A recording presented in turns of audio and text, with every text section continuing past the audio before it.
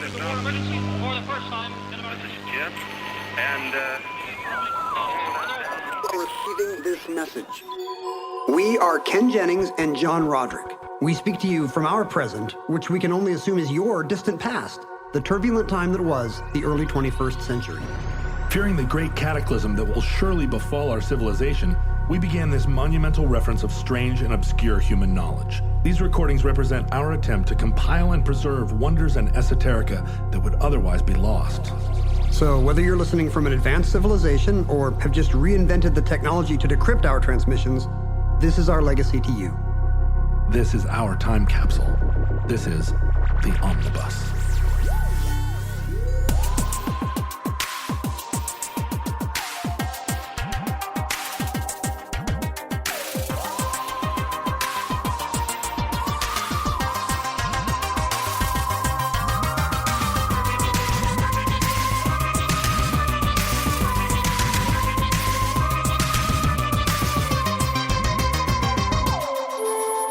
You have accessed entry 1087.EZ1613, certificate number 25284. Rubber Barons.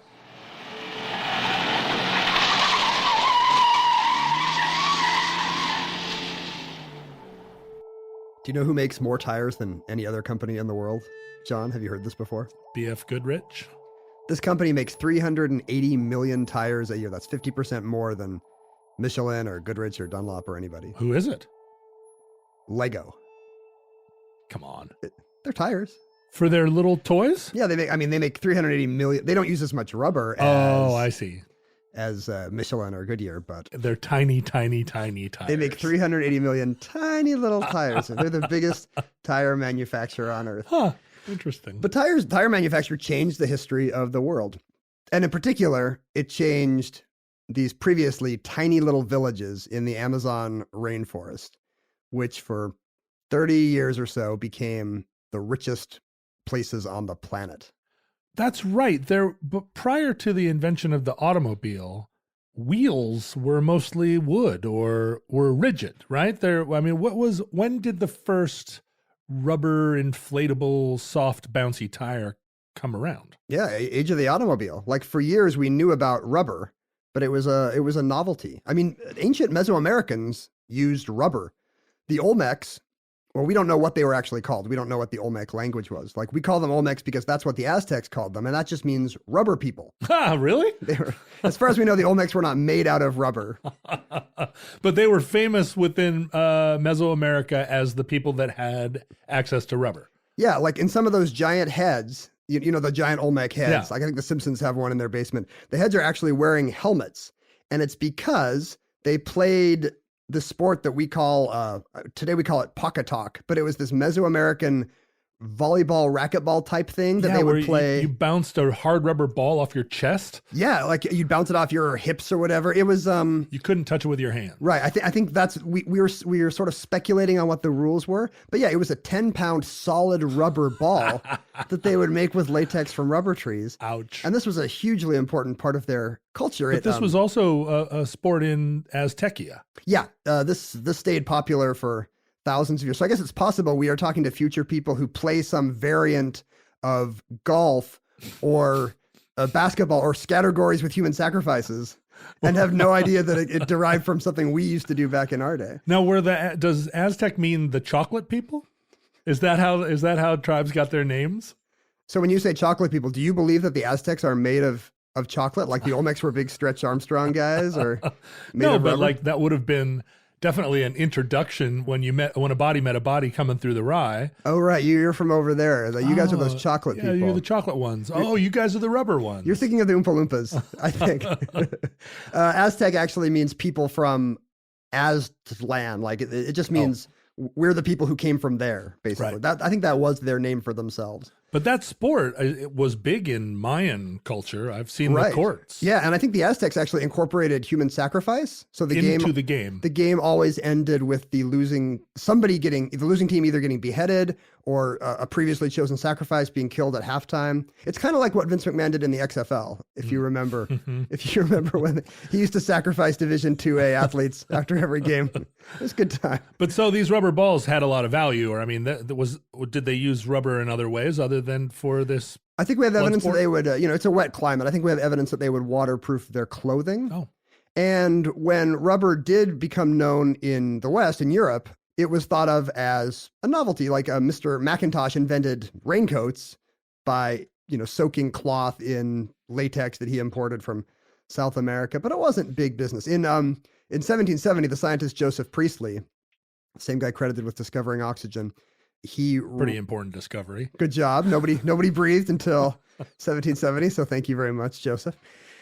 He accidentally marked a piece of paper with a bit of sort of sticky rubber he had been playing with. It was just like a souvenir from a different part of the world. Like you might have an exotic seashell or something. Some weird sap. Exactly. Yeah. Got to have some weird sap on your desk.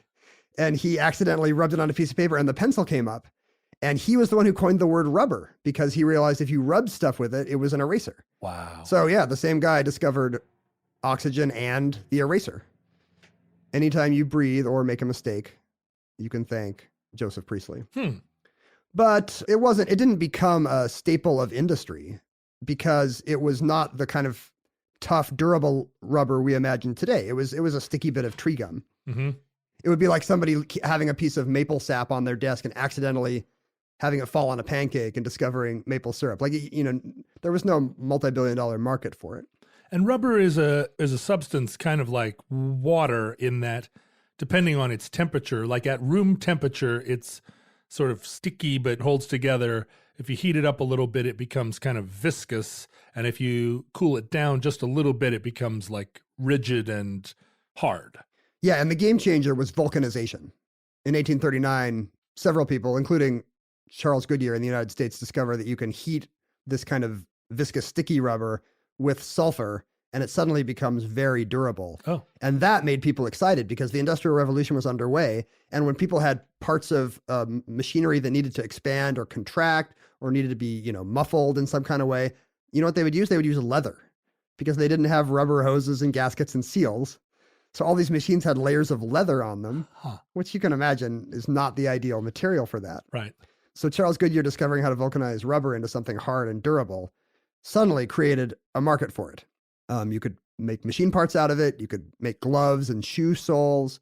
And especially you could make pneumatic tires, which were being put on the first automobiles. And so suddenly these places where rubber trees had grown for thousands of years were the most economically important part of the world. And were they limited to a certain geographical area for some reason? Yeah, at the time, these trees grew only in the Amazon rainforest, some of the hardest land on Earth to get to. So all these little Amazon River towns, Manaus in Brazil and Iquitos in Peru. Iquitos is located at the very headwaters of the Amazon, where it first falls down out of the Andes. These were tiny little places, just maybe a trading post and maybe some Catholic missionaries. I think Iquitos was founded as a Jesuit mission.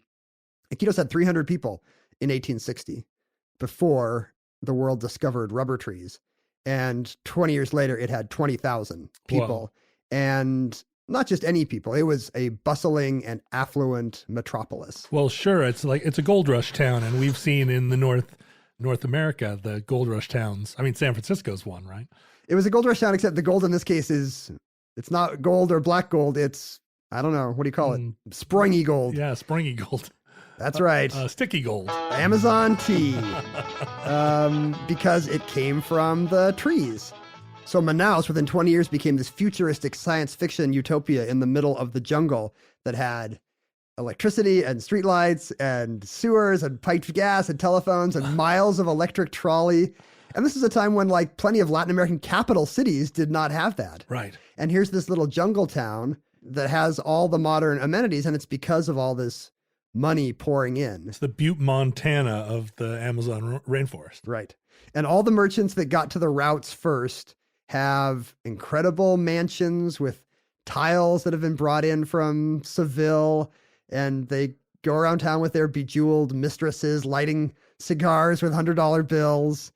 There's amazing stories about the things these people would do. Apparently, people in Manaus and Belém would sometimes send their laundry to Europe every week, to Paris every week to be washed, because they didn't like the grimy water of the Rio Negro or whatever. Wow, that's pretty decadent.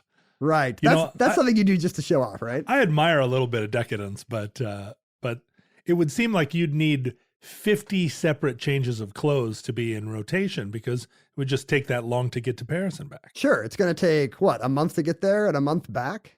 Yeah, so you need 8 separate full wardrobes, which they could keep in their imported teak rooms full of closets.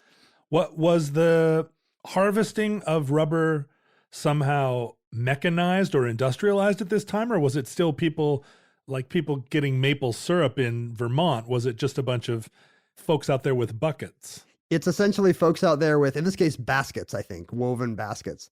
You can't really grow rubber trees as plantations in the Brazilian rainforest because if they're too close together, there's all kinds of fungi, South American leaf blight. Something will kill your trees if they're too close together. So in fact, in the jungle, you'll tend to find a rubber tree about 1 per acre. What? Really? So it's incredibly inefficient. You can't even go out to a stand of rubber trees. So it's something where they really are prospectors. You would have to know a population of people that understood the jungle, and they would go out and they knew where the trees were. These were indigenous people who largely built all this incredible wealth on their back, and boy, did they ever pay for it. There's multiple kinds of trees, different genera of trees in the Amazon that produce latex. There are the hevea trees, which produce the highest quality latex. This is the stuff you want. And these you can tap. You can take a little hatchet and knock the bark and set a basket there and move on to the next one. And this kind of latex was called seringa. So you'd have these guys called seringueiros that are essentially poor tenant farmers. They've bought seed money for this from one of these Manaus bajillionaires to get access to a little tract of land and the equipment. They have a little hut with a garden. And yeah, they're sharecroppers. Every day they walk a path through the jungle that only they know, passing 300 of these trees, knocking the bark if it's run dry and swapping out baskets if the basket's full. Then they take the latex back to the fire and they kind of spin a ball of latex over heat, like on a rotisserie, kind of like it's Euro meat or something. Or saltwater taffy. Sure, yeah, it's saltwater taffy or doner kebab or something, and that kind of hardens it up into a durable ball of rubber that can be taken down the river and sold. And do you know, did rubber trees produce latex so much that you could harvest it every day, or was it a route that you kind of took once a month? In case of these trees, I think the rubber could flow pretty fast. Mm-hmm. It's not like Vermont where you can just go to your maple trees in February. Right. But there was another kind of tree, the Castelloa genus, produced a lower quality latex called caucho. Oh, the famous caucho latex. These could be accessed all year round. Hevea trees generally grew in the lower parts of the jungle, which would flood during the wet season. Uh-huh. So you'd only have access to those for part of the year. The Castelloa trees, you could get latex from year round, but they're more like a bumblebee than a wasp. Basically, it kills the tree. Oh, wow. To extract. You know how when a bee stings you, it's dead? Do I ever? Well, the Castelloa trees are the bumblebee of the latex family because it kills the tree to extract the latex from the bark. And are they fast growing? Could you replant them? They probably would grow pretty fast, but not fast enough. I mean, to these people, the jungle was inexhaustible. It's the story we talk about in the omnibus all the time. Right. You know, these people thought the earth would always have enough. And that must just be painful to you in the future where there's not hardly any of anything and you're just scraping by. But there was a time where we thought it was going to last forever. Yeah, friends. Well, I'm sure that futurelings have synthesized rubber out of corn because corn has become the only crop that's grown anywhere in the world. You think there's just corn everywhere? Corn provides. Corn is the great provider. Well, it's good for the scarecrow industry. I assume Big Scarecrow runs the future. And that probably futurelings are giant crows. They're their own scarecrows. Evolution has produced futurelings that will just look like the scariest thing to a crow. So caucho trees you had to kill. So these were harvested by caucheros, who were even lower on the pecking order because these people just had to wander through the jungle with a machete and a torch hoping to find a Castelloa tree. And when they did, they could make these deep incisions in the bark, put down a basket. It would essentially bleed out, and that would kill the tree. And they'd move on to the next one. It was lower quality latex, but you could do it year round. And this was really hard on the Indians in the area who, bore the brunt of this. In just the first decade of the boom of the Putumayo Indians, who were the hardest hit, like 30,000 of them were enslaved, and most ended up tortured and murdered in order to produce rubber more efficiently. Oh, sure. Everybody knows that the best rubber comes from people who have been tortured and murdered. I don't know where that thought process comes from. If I don't torture and murder literally 70% of these people, the others are just gonna start bringing in baskets that are a little less full. Yeah, they're gonna try and fool us with latex that's been augmented with bourbon or whatever it is. In a shocking twist, these billionaires lighting cigars with $100 bills literally did not care. I mean, as late as the 1960s, these guys would fly in small planes and just drop dynamite on villages if the Indians would not play ball. Just to clarify, is latex a kind of thing like cacao that ends up needing to be refined into rubber, or are latex and rubber different things? Yeah, it's essentially analogous to cacao turning into chocolate. Latex is a goo. I think it's like a suspension in a liquid that has to be processed to make rubber we want anything to do with. It doesn't come out of the tree looking like a pink pearl eraser. Although there are a lot of things now made out of latex, which is it a less refined kind of rubber, or is it Sure. a purer rubber? Sure. I mean, vulcanization makes a very tough, leathery substance, which is what you want on a car tire. Right. You do not want a car tire to feel like a surgeon's glove. But we do have lots of things. Well, you don't. Well, I wasn't going to say surgeon's glove. I had a less delicate example in mind, but I don't know what the sensibilities or the reproductive organs of our listeners look like. So. Right. So surgeons, gloves, balloons, things like that where you need the stretchiness might be made out of non-vulcanized rubber. And yet latex coming out of a tree is in a liquid form, whereas latex that we use in a balloon or in gloves has somehow become both stretchy and also is a solid, let's call it. Yeah, it must dry out. Just maybe that first heating that they do, spinning it over a fire is what turns it into a solid, but still latex, but easier to transport, I guess. So these places turned into incredible money towns. More diamonds sold there per month than anywhere else on Earth. Andrew Carnegie was reputed to have taken one look and said, "I should have chosen rubber." He realized he was rather than oil. Right, he was a piker compared to these guys with his old money oil. But now, doesn't that mean that rubber would be, rubber's a commodity, right? So it has a market, which means the price goes up and down. You can't have a gold rush forever. That is true. There was no gold rush forever. Two things happened to cause the decline. In 1930, DuPont invents neoprene, for example, the first synthetic rubber. And the 20th century was a succession of inventions of better and cheaper synthetic substitutes for rubber. They're not perfect, though. Tires today still have plenty of natural rubber in them, but we can supplement with synthetic rubbers. But what really happened, the red letter day for the end of the boom, was in 1874, and it was the fault of a man named Henry Wickham. He was one of these middle-class British guys who made his fortune by wandering into the jungles and then writing some kind of journalistic expose or adventure story. Yeah, publishing his adventure story, his journal of the strange tribes he met and the amazing butterflies he collected. There was a whole industry of these people. It was kind of the end of the boom of exploration, wandering the Amazon looking for the last cities of gold or whatever. Yeah, Livingston, I presume. Exactly. And he was one of these guys, just some solicitor's son from Hampstead, outside of London.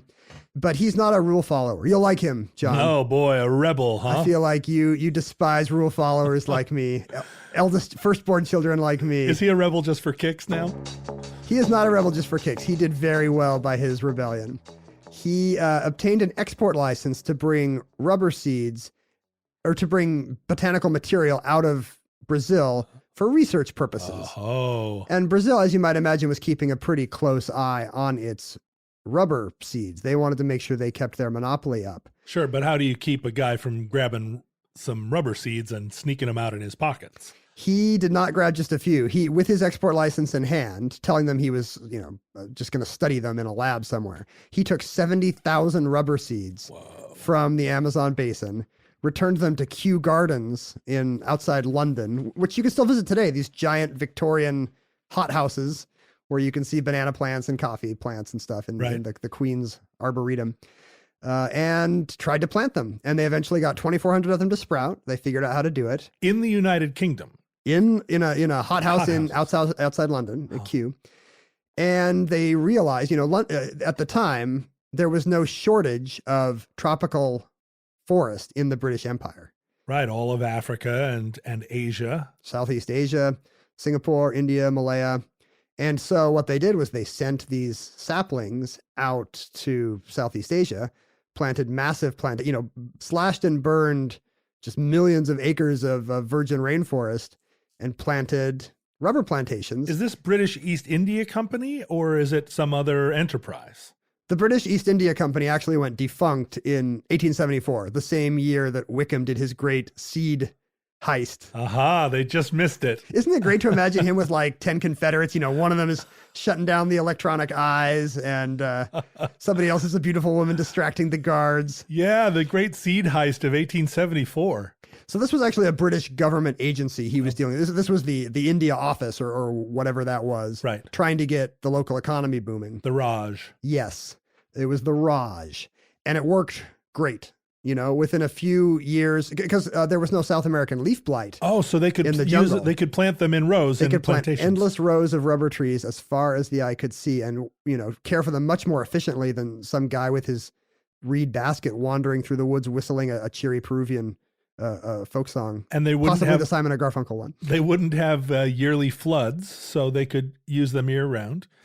So this is an example of kind of an invasive species that actually works against type in that moving it somewhere else, it now works better and is protected from its predators. It does great for the car industry, but remember the invasive species always booms, John. You don't have to feel bad for the zebra mussel. He's doing great. Yeah, but is the rubber tree like displacing native flora and fauna? I guess it's a slash and burn technique. Sure. Yeah. This was virgin rainforest, probably with thousands of unique species, and that habitat to this day is still being encroached by people growing rubber and harvesting valuable hardwoods. So this is an ongoing issue. But yeah, by 1910, there were 50 million rubber trees growing in Southeast Asia.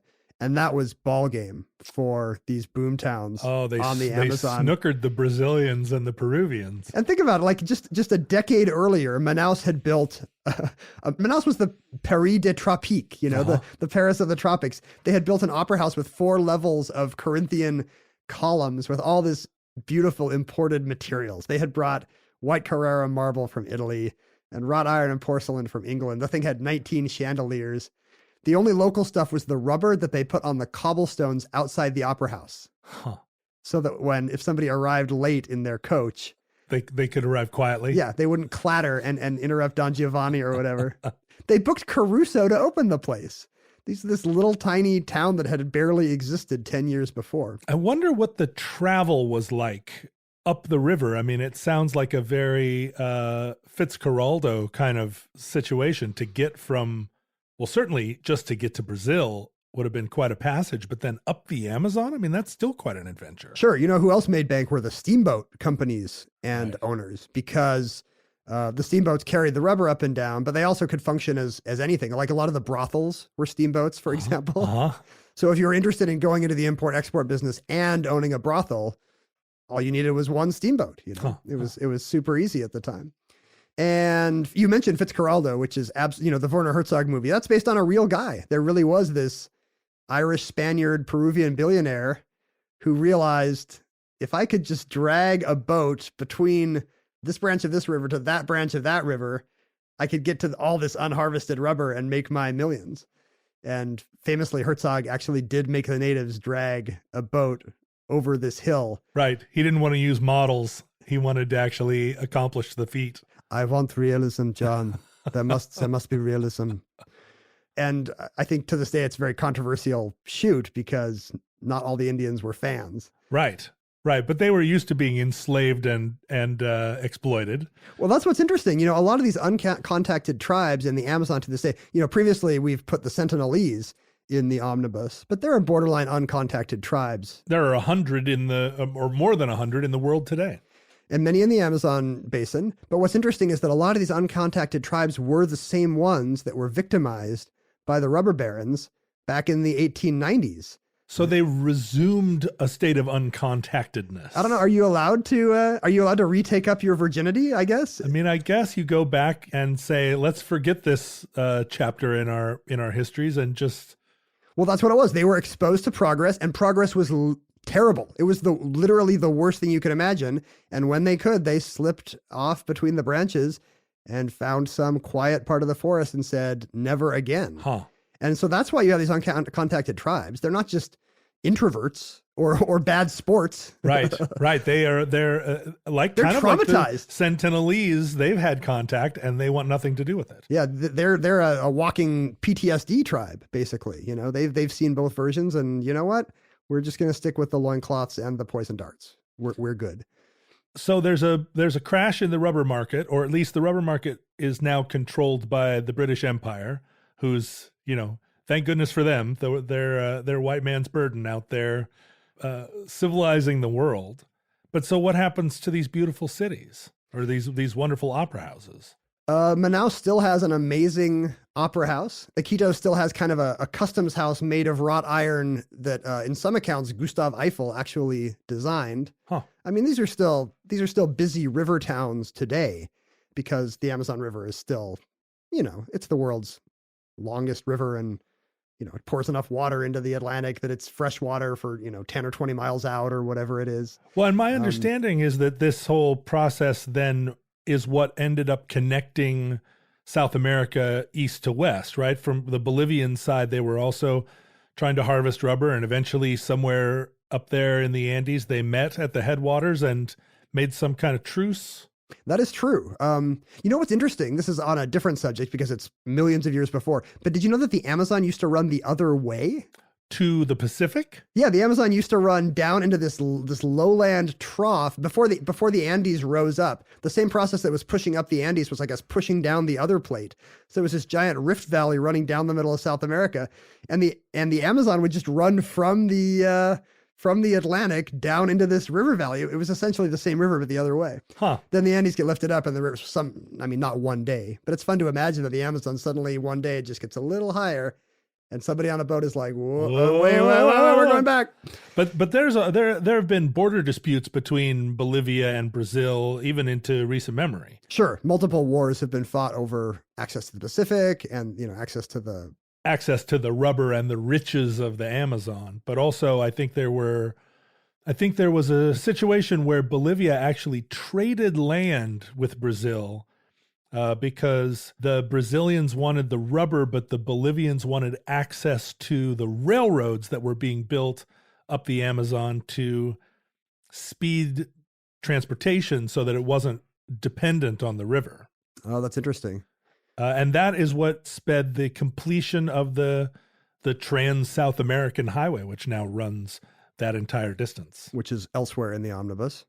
Bolivia is a sad case because it used to have access to the Pacific Ocean, and then it fought a tragic war with Chile and Peru over mineral rights and got its butt kicked. And got snipped out. And now Bolivia is landlocked.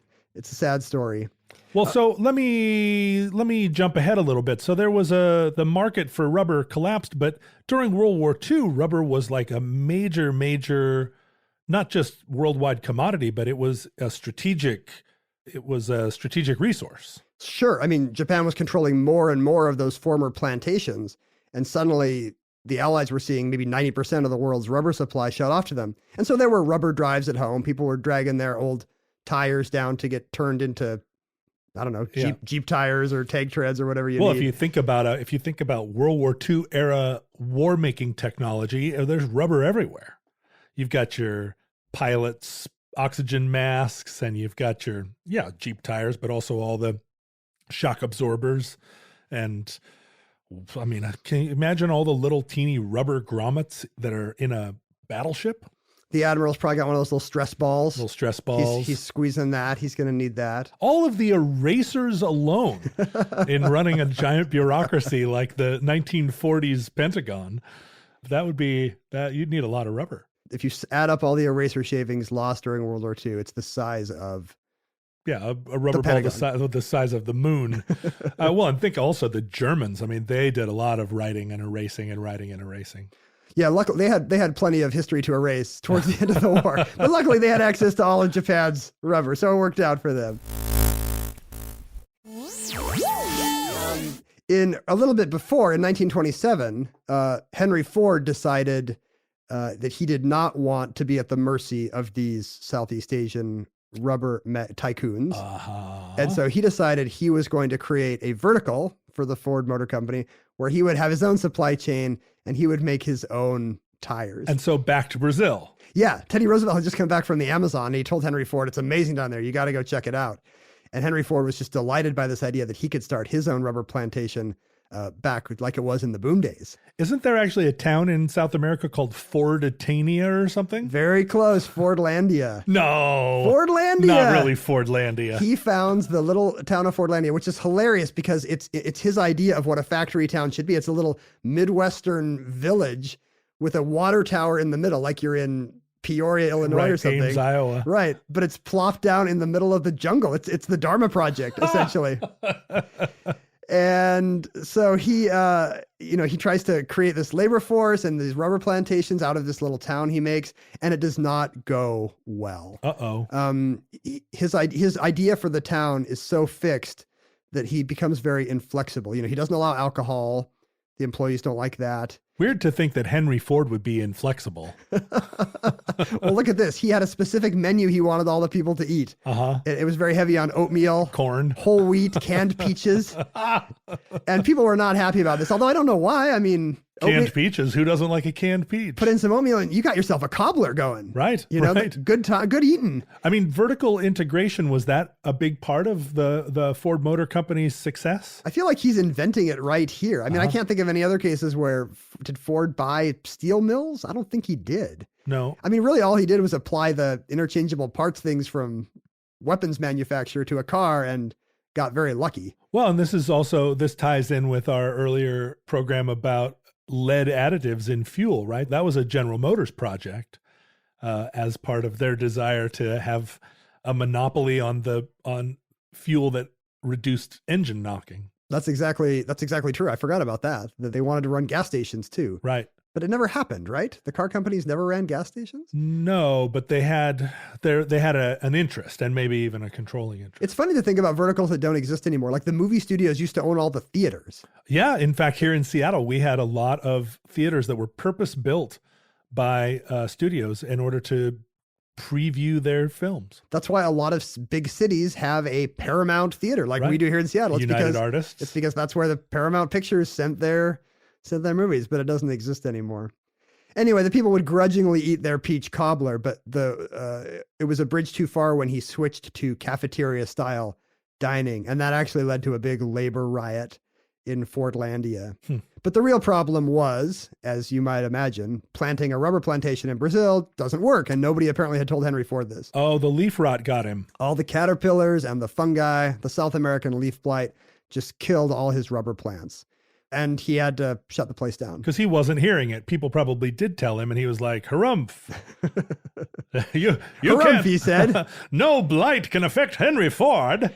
Tell that blight that Mr. Henry Ford is coming there in person. Why does he talk like that? Because that's how everyone talked at the time. Was he talking into a megaphone like Rudy Valley? Automobile. Sure, the mid-Atlantic accent.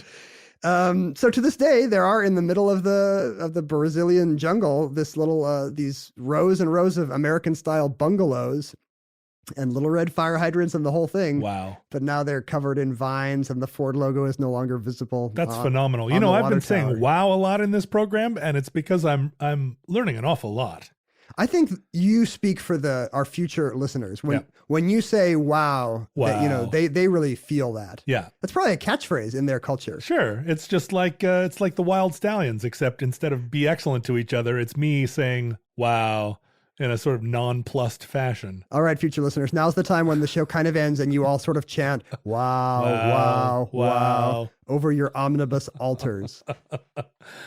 So that's Henry Ford in 1925, but then the war years, I mean, I bring them back because in studying World War II, you really do see that South America is providing rubber and it becomes a real political, it's just as the Romanian oil fields were this contested area between the Soviet Union and the Nazis, Brazilian rubber played a big role in the war machine. And so there must have been, again, another rubber boom. Did these towns become reinvigorated by wartime industry? Yeah, these cities were resurrected during World War II. I don't know if it was like the good old Gilded Age, but the money started to flow back because there was a massive government campaign. They called it the Batalha de Borracha, the rubber battle. Wait, Borracha means rubber? I thought it meant drunk. Drunk rubber. A lot of these guys were probably drunk as well. So they were shipping in... The Battle of the Drunks. They were shipping in workers from all over the country to work the jungle, to get all the rubber that the Allies needed for the war effort. And it was, again, just a terrible lifestyle. Like 30,000 of these workers died in the war effort from malaria and... animal attacks, snakes, jaguars, scorpions, it was the snakes and jaguars. Can you imagine, what did daddy do in the war? Well, I kept getting attacked by jaguars and scorpions. I mean, that's sexier than anything you could do on a beach in Europe. I get the feeling, though, if 30,000 workers died, it probably was more from unsanitary conditions than it was from jaguar attacks. Can you imagine how many jaguars it would take to kill 30,000 people? They would have a route, just like the Serengero. Every day the jaguar gets up, walks through its 300 trees, kills 300 Brazilian guys. No, I think you're right. It was probably mostly malaria and other jungle diseases. And there was actually a generational thing where these rubber soldiers returned home after the war. The few thousand survivors got to go home. And the idea was they would have a lifetime pension and so on. But, it's kind of like the post-Vietnam generation where they were scarred and it didn't all work out the way they'd been promised. Right. Well, so the 20th century problem of the Amazon is deforestation for cattle ranching and farming. A lot of this forest has, after synthetic rubber and rubber kind of stopped being such a cash crop, the deforestation came about as a result of kind of a land rush to produce beef cattle and corn, probably. It's always corn.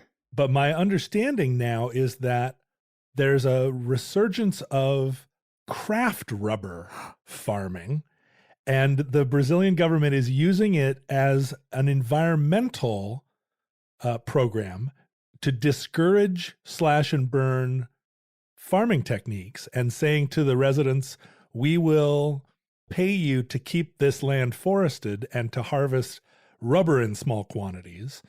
And we're going to use it in craft products. Can you imagine these guys with their, little Brooklyn hipster mustaches going out there to collect their craft rubber, like dipping in a pinky and being like, oh, it's pretty good.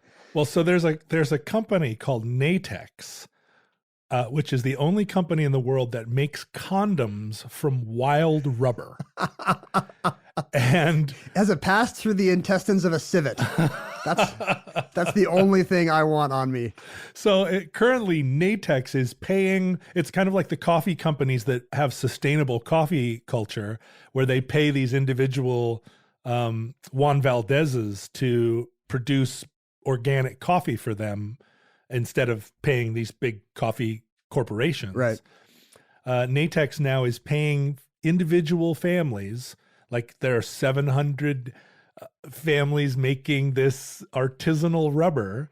Do they have to go home and like spin the latex onto something of the appropriate shape to make the condom and then mail it to you? I think no. And I think right now, at least, the government of Brazil buys the entire production of Natex condoms, wild rubber condoms, as part of their anti-AIDS program in Brazil. So there's this business potential to grow this kind of environmental, sustainable agriculture. Somebody could go in there, grab some quantity of this raw rubber and bring it to America and to Europe as a kind of more expensive, locally sourced, organic condom. Shade-grown condoms. It's hard to imagine a product where I would care less about the artisanality of it, you know? Well, I feel like with birth control, you mostly want reliability. I'm not sure. If you think about the twirly mustache crowd, I mean, they will buy anything if you put sustainable on it, and they'll pay twice the price. But Natex makes 100 million condoms a year out of this quantity of raw rubber. And so it doesn't seem like that would be a very difficult business opportunity. I hope some future Teddy Roosevelt goes down on an expedition and exploits this resource. It'll be Donald Trump after the White House. He'll come up to somebody and be like, you know what I saw when I was in the jungle? Sustainable condoms as far as the eye can see. But it's actually working as a program to limit the deforestation of this, like way up the river, kind of the last like fully protected conservation areas, the land where the uncontacted live. So even if the condoms never get used, it's good for acres and acres of rainforest. Yeah, because weaning themselves off of a beef cattle economy, they're trying to find all this other stuff. And I think the acacia berry, am I pronouncing that right? That acai berry? The acai berry, is that what it's called? I don't know. I'm not insufferable, John. I think that's another thing that they can kind of grow in this. Something they can trick Americans into buying, basically. Yeah, they're trying all that stuff, beekeeping and fish farming and all these little cottage industries that are where they're trying to keep the forest from getting chopped down. It's Walden Pond up there now, basically. Well, if the condoms never get bought, that means the future leaks there's some underground cache of locally sourced shade-grown condoms, a massive vault of them somewhere. But I hope you don't find it. I want you to repopulate the earth, my friends. A massive vault of artisanal condoms. I love that it's the Ipsteros getting rich instead of these terrible $100 bill lighting fat cats. Good for them. The right people won, I think, in the rubber boom. And that concludes Rubber Barons. Entry 1087.EZ1613. Certificate number 25284 in the omnibus. Future listeners, in the unlikely event that social media still exists in your era, we can be found across all social media platforms, Facebook, Twitter, and Instagram, at Omnibus Project. Our handles were at Ken Jennings and at John Roderick. I also maintained an Instagram account under my name. Our address for email, which was a form of rubber. Email was a form of rubber? Our email was omnibusproject@howstuffworks.com. Listeners, we speak to you from your distant past, and obviously we, unlike you, have no idea how long our civilization survived. We hope and pray that no cataclysm awaits us today, at least, that we may survive another week, another month, another year. But if the worst comes soon, this recording, like every recording we make, could be our final word to you. But we hope that Providence will allow us to be back with you soon for another entry in the Omnibus.